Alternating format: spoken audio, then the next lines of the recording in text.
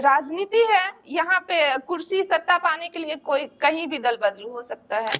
आप ईसाई कसाई सरकार कह रहे हैं, और जब मोहन भागवत जी जब आप कह के चले गए सरना सनातन एक है, तो आपके मुंह से आवाज नहीं निकल रहा है। जो भी धर्म से बिलोंग करते हैं, आपका दायित्व है कि आप अपने धर्म के लिए सर्वश्रेष्ठ रहिएगा, है ना।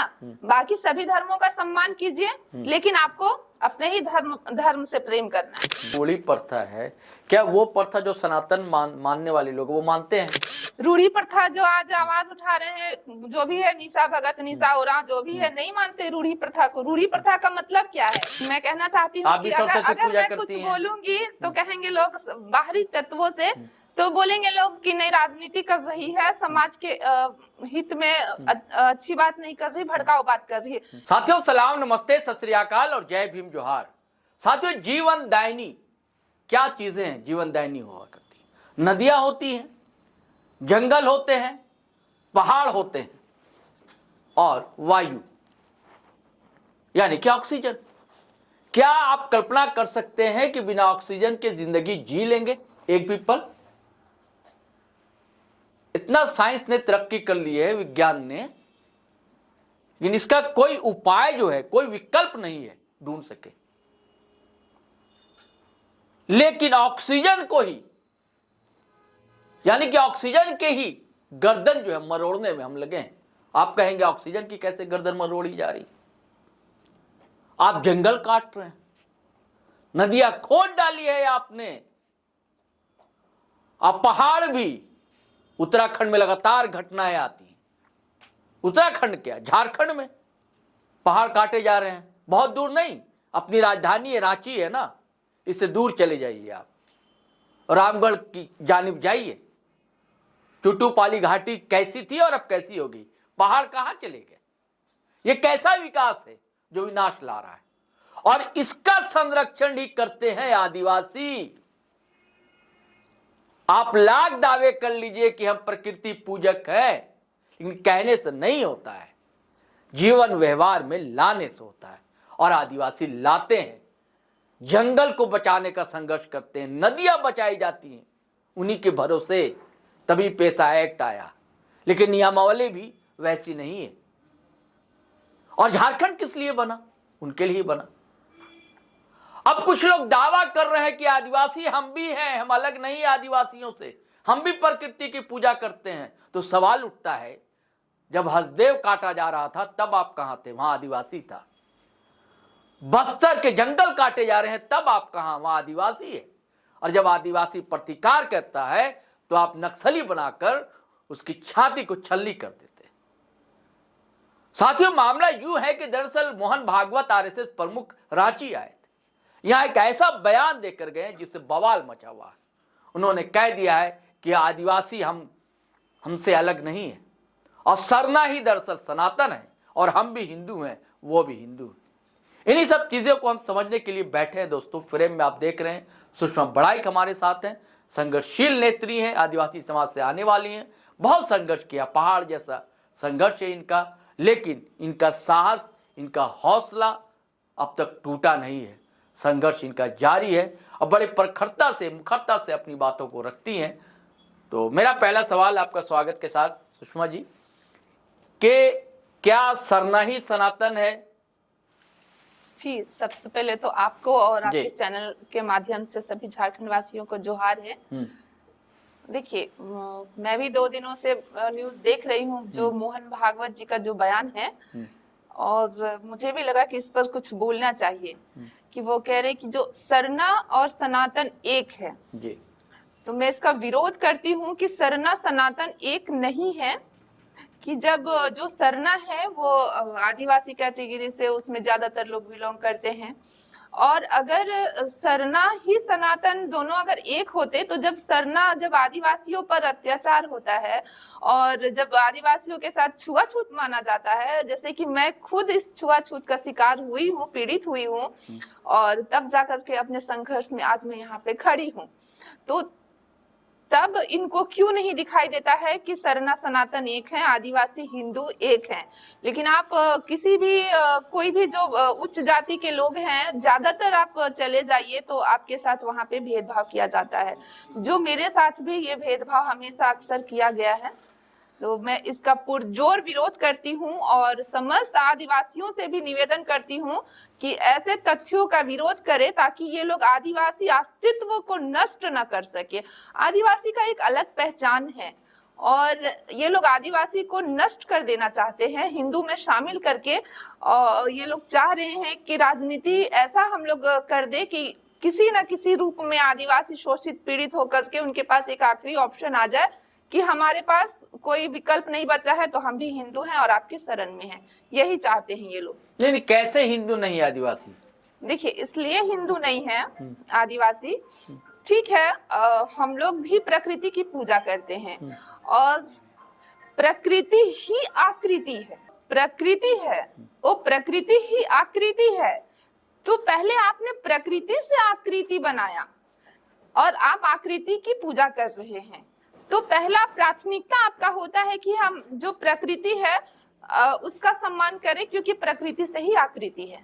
तो सरना सनातन एक कैसे? नहीं, कैसे नहीं है। देखिए, आप भी ये भोले बाबा की महादेव है उसकी पूजा करती हैं, वो भी करते हैं। तो इसी बात में देखिए मैं कहना चाहती हूँ कि अगर मैं कुछ बोलूंगी तो कहेंगे लोग बाहरी तत्वों से, तो बोलेंगे लोग कि नहीं राजनीति कर रही है, समाज के हित में अच्छी बात नहीं कर रही, भड़काऊ बात कर रही है। लेकिन फिर मैं घूम के अपने संघर्षों पे आती हूँ कि कहते हैं ना कि मेरे जो 3 बच्चे हैं, बहुत लोगों ने उंगली उठाया, बहुत लोगों ने बहुत सारी बात कही, तो तीनों के पिता नहीं है। आज भी मैं खुल के इस मंच में भी कह रही हूँ कि तीनों के पिता नहीं है। और एक पिता होकर पिता नहीं है, पिता होकर भी पिता नहीं है, पिता है, जीवित है लेकिन पिता नहीं है। तो जो एक बच्चा हिंदू, दूसरा मुसलमान और तीसरा ईसाई। आपने पेपर में भी देखा होगा कि इसको लेकर उसके बहुत हंगामा हुआ कि सुषमा के दामन में, आंगन में पलता है पूरा भारत देश। तो इसका अर्थ क्या है? ये तो अच्छी बात है। इसका अर्थ क्या है कि शिव जो है, मैं शिव की भक्त हूँ, शिव जी जब तीनों के पिता तीनों को अपनाने से मना कर दिए, तो भाई उस बच्चे का कोई तो पिता होना चाहिए ना, कि मैं उसको कैसे पढ़ाऊंगी। किसी भी संस्थान में आप चल जाइए तो बच्चे का पिता कौन है? बच्चे, बाप के बगैर बच्चा अधूरा है, चाहे शिक्षा के क्षेत्र में हो या किसी भी क्षेत्र में हो। तो एक माँ होने के नाते सोचिए कि वहां पे हमको कितना दुख हुआ होगा कि जब एक पिता को ढूंढा जाता है और मैं उस पिता का पहचान देने से असक्षम रहती हूँ वहां पर। तो ऐसी परिस्थिति में क्या एक माँ को लगता होगा कि मैं क्या मर जाती या इनको मार देती? ऐसे समाज में कैसे मैं इनको जीवन को संवारूंगी, व्यक्तित्व करूंगी अपना जीवन? तब मैंने कहा कि तब शिव भगवान मेरे पास स्वयं आए कि आप आस्था को कैसे पहचानते हैं। जो भी हिंदू धर्म हो या फिर कोई भी धर्म के लोग हो, आप आस्था को कैसे पहचानते हैं? मैं आस्था को हकीकत में पहचानती हूँ और आप आस्था को विश्वास में पहचानते हैं। तब शिव आते हैं और कहते हैं कि क्यों रोती हो, ये तो तीनों मेरे ही अंश हैं और मैं ही इनका पिता हूँ। तो शिव तो अलग हो गए ना, वो हिंदू, मुसलमान, ईसाई तीनों के लिए कह रहे हैं। वो सिर्फ हिंदू और ईसाई और मुसलमान के लिए तो नहीं कह रहे हैं, उन्होंने हिंदू को भी कटघरे में खड़ा किया है। जो महादेव, लेकिन कुछ लोग ये भी कहते हैं कि शिव जो है वो पुरखे हैं आदिवासियों के, आदि भगवान वही है और आदिवासी भी मानते हैं उसे। हाँ, आदिवासी शिव को मानते हैं। तो शिव इस चीज का प्रमाण तो दे ही रहे हैं कि मैं तो शिव सत्य हूँ, मैं तो शिव सत्य हूँ, सनातन हूँ। लेकिन आप हिंदू, मुसलमान, ईसाई, ये कैटेगरी है आप लोग, है ना, और तीनों मेरे ही अंश हैं और मैं ही उनका पिता हूँ। शिव ने कितनी अच्छी बात कही है, क्यों लड़ रहे हो आपस में? नहीं, आपकी जो रूढ़ी प्रथा है, क्या वो प्रथा जो सनातन मानने वाले लोग वो मानते हैं? नहीं मानते हैं रूढ़ी प्रथा को। रूढ़ी प्रथा जो आज आवाज उठा रहे हैं, जो भी है, निशा भगत, निशा ओरांव, जो भी है, नहीं मानते रूढ़ी प्रथा को। रूढ़ी प्रथा का मतलब क्या है? आप में संयम, आप में प्रेम, आप में एकता, आप में अखंडता। सबसे पहला प्राथमिकता रूढ़ी प्रथा का यही है। तो आप में तो कुछ है ही नहीं, एकता है क्या? आप ईसाई कसाई सरकार कह रहे हैं, और जब मोहन भागवत जी जब आप कह के चले गए सरना सनातन एक है, तो आपके मुंह से आवाज नहीं निकल रहा है। जैसे आप हेमंत सोरेन को घींच के घसीट के निकालेंगे कहते हैं, वैसे आज कहने का हिम्मत क्यों नहीं हुआ आपको? अच्छा, मतलब क्या इसका कारण ये समझती हैं कि उन पर आरोप लग रहा है निशा उरांव पर या निशा भगत पर कि भाजपा का दामन थाम लेंगे, क्या इस कारण से चुप है? हो भी सकता है, क्योंकि बहुत मुखर थी ना सरना कोर्ट को लेकर। राजनीति है, यहाँ पे कुर्सी सत्ता पाने के लिए कोई कहीं भी दल बदल हो सकता है। यानी कि आपको लगता है कि दल बदल यानी कि भाजपा में जा सकती है निशा जा भगत? सकती है। और निशा भगत क्यों नहीं बोल रही है? इतना मुखर थी, आपसे भी विवाद हुआ और इस मामले में लेकर चुप्पी है बिल्कुल। तो वही तो संदेह का कटघरा खड़ा करता है कि झारखंड को ये लोग ईसाई और कसाई की सरकार कह के जलाने का काम कर रहे हैं, भड़काने का काम कर रहे हैं। आज आप चुप क्यों हैं? आज आपके मुंह में सैलो टेप लग गया है क्या? और दिन तो आप पूरा प्रेस कॉन्फ्रेंस, अरे ये तो ईसाई और कसाई की सरकार है, रूढ़ी प्रथा, आपकी आंखें बाहर निकल जाती हैं। हाँ, कोई प्रेस कॉन्फ्रेंस नहीं हो रही अभी कहाँ, अभी आपकी आंखें एकदम संयम से, रिस्पेक्ट, आप मोहन भागवत जी को इतना रिस्पेक्ट भरी नजरों से कह रहे हैं कि मैं इतना रिस्पेक्ट के साथ कह रही हूँ, उनका आदर सम्मान करते हुए कि ये बात गलत है। आज वो आवाज मोहन भागवत का कहना भी गलत नहीं है ना सुषमा जी। देखिए, हिंदू संस्कृति का असर बहुत ज्यादा आदिवासियों पर पड़ रहा है, जो अब शहरी आदिवासी हैं। और आदिवासियों का ये संघ का एक संगठन है जनजातीय सुरक्षा मंच, वो भी आदिवासी अंचलों में काम कर रहा है। और पूजा पाठ अर्चना सारे त्योहार जो उसमें आदिवासी बिल्कुल शामिल होते हैं। देखिए, वही चीज तो मैं बार बार समझाने की कोशिश कर रही हूँ, और इस बात को मैं सुप्रीम कोर्ट, हाई कोर्ट तक लेके गई हूँ। संविधान नहीं मानता है आस्था को, लेकिन एक दिन उनको भी मानना पड़ेगा आस्था को। अगर संविधान नहीं मानता है तो आप संडे सैटरडे, आप जो त्योहारों में जो छुट्टियां मनाई जाती है वो बंद कर दीजिए संविधान में। आप मानते हैं संविधान, संविधान भी आस्था को मानती है। तो जो क्या कहते हैं, जो हिंदू हैं और जो सनातन शिव हैं, तो शिव जो है उनका एक अलग पद्धति है, और जो हिंदू हैं वो एक अलग है, शिव जो मुसलमान है वो एक अलग है, जो ईसाई है वो एक अलग है।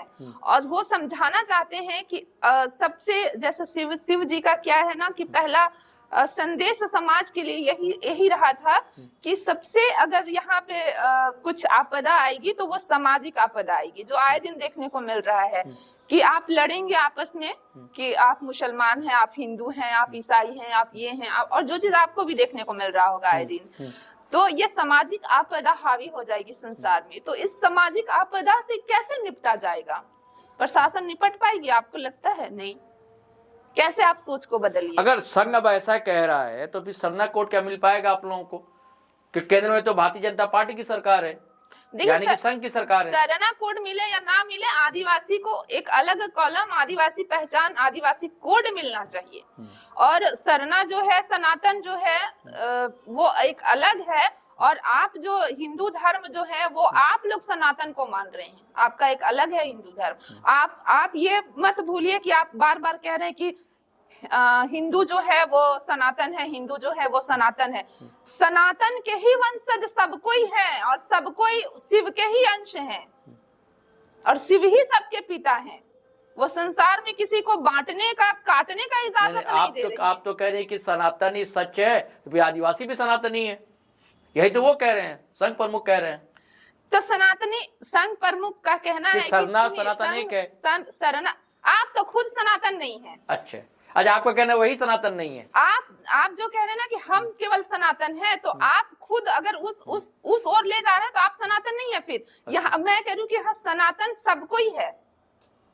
हाँ, वो तो आपका सनातन के ही वंशज है, आपका कहना है। आप थोड़ा दार्शनिक अंदाज में कह रही हैं। आप कह रही हैं सत्य एक ही है, सत्य एक है। हाँ, शिव सत्य है। खड़े हैं, हाँ, समझ गया, शिव सत्य है। हाँ, ठीक है, शिव सत्य है, सत्य है, और उसको मानने वाले सभी हैं, ये आपका कहना है। हाँ, और सभी नहीं है। अच्छा, आप जो भी धर्म से बिलोंग करते हैं, आपका दायित्व है कि आप अपने धर्म के लिए सर्वश्रेष्ठ रहिएगा, है ना।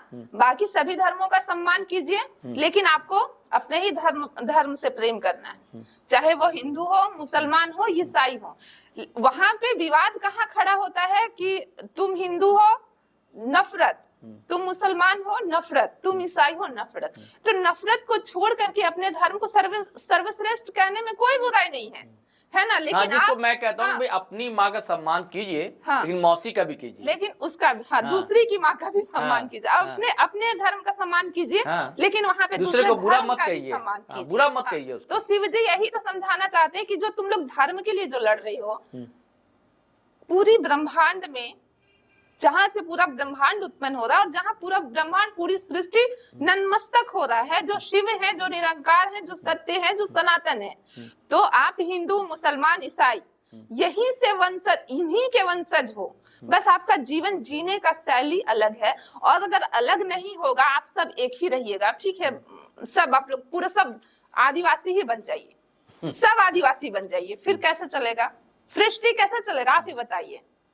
नहीं, सवाल उठता है ना कि अगर वो मोहन भागवत कह रहे हैं कि आदिवासी हम भी हैं, प्राकृतिक पूजक है, तो फिर हसदेव जंगल कट रहा है, बस्तर कट रहा है, या सारंडा कट रहा है, इसके लिए आवाज तो आदिवासी उठाता है। कहने से नहीं होता है कि हम प्रकृति पूजक हैं, हमने सूर्य को अर्घ दे दिया। आपको उसका जो सूर्य भगवान का जो कार्य है उसको भी समझना चाहिए कि वो आपके लिए एकदम टाइम टू टाइम उगते हैं, है ना। लेकिन आप टाइम टू टाइम खरा उतरते हैं अपने कर्तव्य के लिए, क्या नहीं? अच्छा, निशा भगत को लेकर आप बहुत आक्रोश में क्यों हो जाती हैं? निशा भगत की जब बात आती है, देखिए मैं पहले भी बोली हूँ कि समाज में दो चेहरा होना चाहिए, कि मैं घर में कुछ और हूँ, अब घर में तो कोई भी कुछ भी पहन लेता है, लेकिन बाहर तो यूनिफॉर्म डिसिप्लिन में ही जाते हैं ना आप। तो मेरा कहने का मतलब है कि आप अंदर से चरित्रहीन हैं और बाहर आप चरित्रवान बन के समाज में ईसाई और कसाई की सरकार कह करके समाज को लड़ाने का कोशिश मत कीजिए, है ना। सबको जीने का अधिकार है ना, सबको अपने अभी डिलिस्टिंग की मांग कर रही हैं वो। ऐसा कुछ नहीं होने वाला है, कोई डिलिस्टिंग नहीं होने वाला है। भारत देश महान इसीलिए है क्योंकि यहाँ सर्वधर्म सर्वश्रेष्ठ है, यहाँ सभी धर्म का पूजा होता है, सभी धर्म का सम्मान होता है। तो ये कहना गलत है कि मैं डिलिस्टिंग करवा करके सबको आदिवासी बनाऊंगी और आरएसएस सब आदिवासी को हिंदू बनाएंगे। यही चल रहा है कि यहाँ से शुरू होना और यहीं घूम के वापस आना है। अच्छा सुषमा जी, पेशा रूल जो सरकार ने बनाए, हेमंत सरकार ने, इसको लेकर बहुत विरोध हो रहा है, खास करके जो आपकी सहेली हैं निशा भगत वो कर रही हैं, निशा ओराव कर रही हैं, और भी लोग कर रहे हैं, आप कैसे देख रही हैं इसे? देखिए, पेशा एक्ट जो है ना, वो एकदम सिंपल, सरल, सहज तरीके से अगर उसको देखा जाए तो वो धर्म जो है, रूढ़ी जनजाति इसको लेकर बड़ा विरोध कर रहे हैं। तो आप पेशा एक्ट को अगर धर्म से तोलेंगे तो वो तो गलत होगा, क्योंकि जो पेशा एक्ट है वो वाकई में जो ग्राम सभा को मजबूत करता है, जो जल जंगल जमीन को सुरक्षित करता है। तो आप इस पर ध्यान दीजिए ना कि वो जल जंगल जमीन को सुरक्षित करके वो कैसे ग्राम सभा को मजबूत करके यहाँ पे विकास कार्य को आगे बढ़ाए, ना कि वो रूढ़ी जनजाति को लेकर के कि रूढ़ी प्रथा और इसमें जो डिलिस्टिंग होगा और इन सब चीजों का मुद्दा उठा करके आप ये पेशा एक्ट को गलत दिशा में ले जा रहे हैं। जो पेशा एक्ट का जो मूल वर्जन है उससे आप समाज को भटका रहे हैं। नहीं, निशा भगत का कहना है कि जो रूढ़ी जन प्रथा है, या निशा ओराव का भी कहना है, उसकी अवहेलना की गई पेशा रूल में। वो लोग तो खुद रूढ़ी जनजाति से नहीं आते हैं, रूढ़ी प्रथा मानने वाले वो लोग कहाँ हैं? इस तरह से जो समाज में भड़काऊ बातें करते हैं, और मैंने जहां तक सुना है कि जो निशा ओराव जी हैं वो खुद आदिवासी से शादी नहीं की है, तो फिर वो रूढ़ी प्रथा कहाँ से वो लेकर आ रही हैं? वो मतलब जो कहते हैं ना कि आप खुद रूढ़ी प्रथा से बिलोंग नहीं करते हैं और समाज को भड़काने का काम कर रही कि हम रूढ़ी प्रथा है, रूढ़ी प्रथा है, रूढ़ी प्रथा को मान रहे हैं। तो पहले आप रूढ़ी प्रथा है क्या?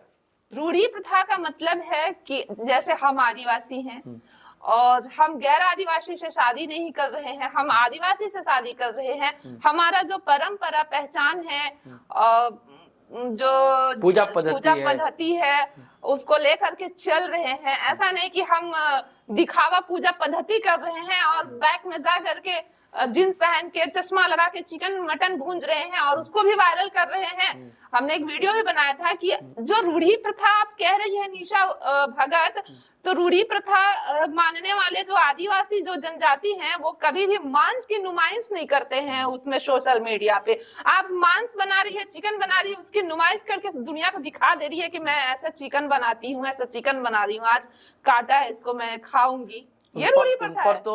उन पर तो प्रतिबंधित मांस भी खाने का आरोप है। आरोप मैंने लगाया है और मैंने केस भी किया है। अच्छा, आप ही ने कहा है। उम्मीद करती हूँ कि इस पर कार्रवाई भी होगा।